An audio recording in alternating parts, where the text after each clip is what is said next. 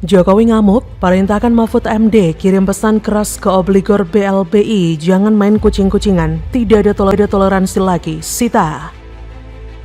Jajaran Polda kepada seluruh Kapolres, jajaran Polres, Polsek semuanya, kejar mereka, tangkap mereka, hajar mereka, hantam mereka. Kalau undang-undang memperbolehkan, dor mereka. Ratusan personel keamanan gabungan TNI dan Polri karena dipastikan Tommy bisa kerahkan orang untuk melawan penyitaan itu.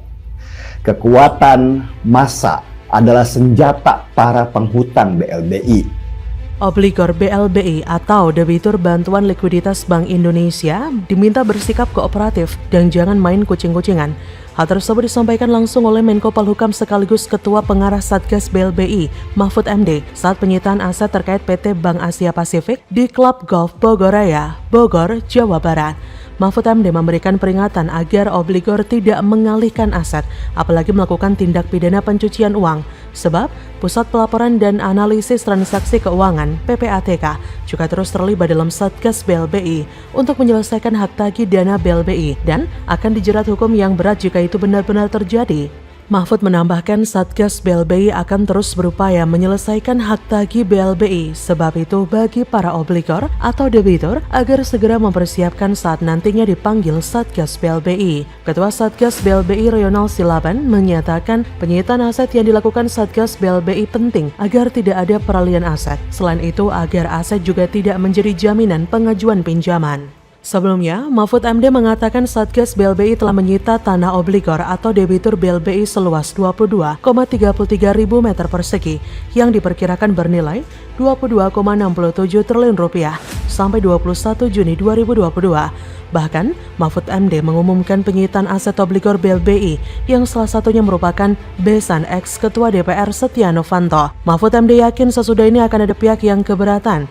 Namun hal tersebut tidak menjadi masalah bagi Mahfud, karena menurut Mahfud MD, sudah 24 tahun pemerintah selalu berdebat dengan para obligor, tapi sekarang pemerintah tidak mau berdebat lagi, kata Mahfud MD. Sita. Sebab selama ini Mahfud MD menyebut penyelesaian hak tagih BLBI berlarut-larut karena pemerintah terus melayani perdebatan dengan para obligor dan debitor.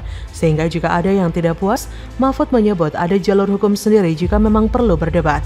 Sebenarnya, kasus BLBI ini sangatlah rumit, masif, dan banyak yang sudah pesimis kasus ini bakal diusut hingga tuntas.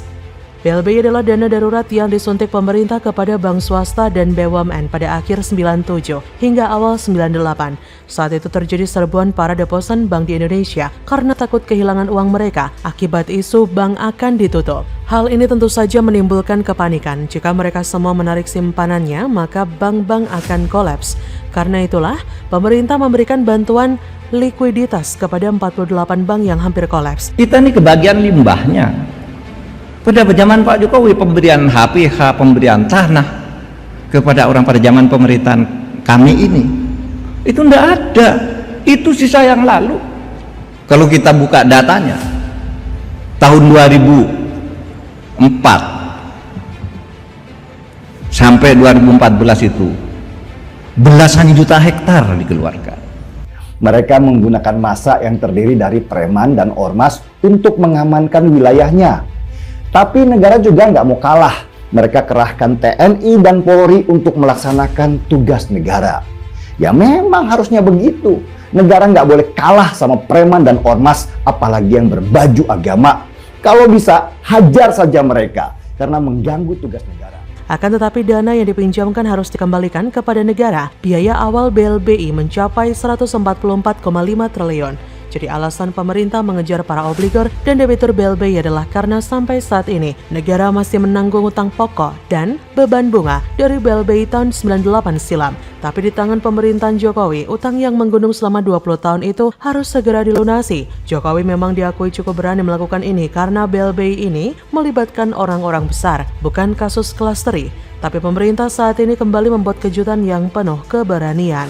Pantas saja pemerintahan Jokowi selama beberapa tahun kebelakang ini terus dirongrong dan diganggu. Bukan cuma yang terlibat BLBI, tapi banyak pihak yang merasa gerah dengan manuver pemerintah yang dianggap sangat berani. Jika berkaca pada pemerintah era sebelumnya, maka pemerintah era Jokowi cukup membuat mereka tak nyaman, tak bisa tidur dengan nyenyak.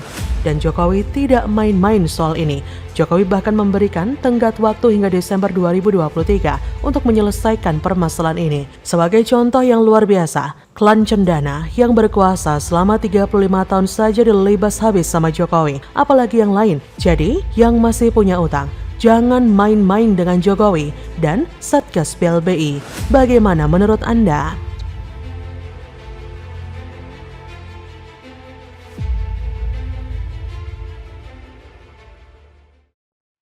Sri Mulyani pusing, aset Tommy Soeharto sudah beberapa kali dilelang tapi tak kunjung laku. Indikasi pembeli takut ancaman-ancaman Cendana? Ya, mereka saya rasa ya. Nah, rupanya Yayasan Granadi itu sejauh yang saya terima laporannya itu diatasnamakan untuk beberapa yayasan. Ya. Yayasan itu semuanya kan tentunya siapa dulu pendirinya, siapa pengurusnya, siapa pemiliknya, dan dari mana sumber keuangannya kan. Tidak ada respons, maka terhadap jaminan dari kewajiban PT Timor Tengah itu kita sita. Ini adalah escrow account yang kita sita dan mencairkan untuk kemudian masuk ke kas negara. Hasil sitaan ini sekarang sudah masuk ke kas negara semenjak kemarin sore. Untuk ketiga kalinya, aset milik Hutomo Mandala Putra alias Tommy Soeharto akan dilelang. Penasaran asetnya apa saja yang akan dilelang? Jika tak ada perubahan jadwal, lelang aset Tommy Soeharto akan berlangsung pada Jumat 17 Juni 2022 mendatang. Menariknya, Satuan Tugas Penanganan Hak Tagih Negara Dana Bantuan Likuiditas Bank Indonesia atau Satgas BLBI akan melelang aset Tommy Soeharto dengan harga diskon. Alasannya, karena sudah 2 kali dilelang tetap tidak laku. Seperti dikutip dari laman detik.com dari data Kantor Pelayanan Kekayaan Negara dan Lelang KPKNL Purwakarta, Jumat 10 Juni, nilai limit aset pada lelang ketiga didiskon lagi menjadi 2,06 triliun rupiah. Sebelumnya, pada lelang pertama nilai limit aset adalah 2,42 triliun. Kemudian pada lelang kedua nilainya turun menjadi 2,15 triliun. Nilai uang jaminan juga berubah. Pada lelang pertama sebesar 1 triliun, lalu turun pada lelang kedua menjadi 430 miliar dan pada lelang ketiga menjadi 420 miliar. Rencananya, lelang aset ini akan diselenggarakan oleh KPKNL Purwakarta melalui situs lelang.co.id. Batas akhir penawaran Jumat 17 Juni pukul 10.30 WIB. Nah, berikut aset dari Tommy Soeharto yang akan dilelang pada 17 Juni.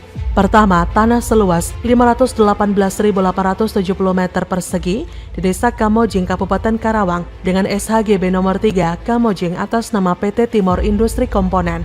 Kedua, tanah seluas 530.125,526 meter persegi di Desa Kamojing, Kabupaten Karawang dengan SHGB nomor 4 Kamojing atas nama PT Kia Timor Motors. Ketiga, tanah seluas 100.985,15 meter persegi di Desa Cikampek Pusaka, Karawang dengan SHGB nomor 5 Cikampek Pusaka atas nama PT Kia Timor Motors. Keempat, tanah seluas 98.896,700 meter persegi Desa Kalihurip, Kabupaten Karawang, SHGB nomor 22 Kalihurip atas nama PT Kia Timor Motors. Diberitakan dari laman detik.com sebelumnya, Hutomo Mandala Putra alias Tommy Soeharto akan mengambil tindakan hukum atas penyitaan aset yang dilakukan oleh pemerintahan Presiden Jokowi melalui Satgas Penanganan Hak Tagih Negara Dana Bantuan Likuiditas Bank Indonesia. Kata Tommy Soeharto, akan saya buat langkah hukum. Sementara itu, Satgas BLBI menunggu langkah hukum yang akan diambil oleh Hutomo Mandala Putra alias Tommy Soeharto. Hal ini berkaitan dengan asetnya yang disita oleh negara. Direktur Hukum dan Hubungan Masyarakat Direktorat Jenderal Kekayaan Negara DJKN Triwahyuningsih Retno Mulyani mengatakan, sampai saat ini Satgas BLBI belum menerima pemberitahuan secara resmi dari langkah hukum apa yang akan diambil oleh anak Presiden kedua Soeharto tersebut. Nah, berkaitan dengan tak kunjung lakunya aset BLBI tagihan Tommy Soeharto ini, pertanyaannya apakah mungkin ada ancaman sehingga tak ada yang mau membeli aset Tommy? Adakah kaitan dengan video beredar bahwa Tommy menjadi dalang demo mahasiswa, bahkan menjadikan pembeli takut karena kekuatan cendana yang bisa mengkoordinir massa? Kita tahu sendiri liciknya Tommy untuk memenuhi kemauannya. Terlebih hubungan keluarga cendana dengan kelompok radikal yang belakangan marak menunggangi demo mahasiswa untuk tujuan membuat gaduh dan memprovokasi. Seperti yang sudah kita ketahui dari berbagai media, demo mahasiswa itu berpotensi anarkis. Dengan adanya kehadiran massa non mahasiswa dari anak-anak remaja yang bawa senjata mau ikutan demo, tapi nggak tahu demonya tentang apa, hingga terjadinya penganiayaan terhadap dosen UI Ade Armando beberapa waktu lalu. Demo itu menjadi seperti pepesan kosong dan terkesan ditunggangi oleh para bohir yang memang ada indikasi dendam dengan Jokowi karena telah menyita harta keluarga cendana, termasuk Tommy Soeharto. Jadi bagaimana menurut Anda?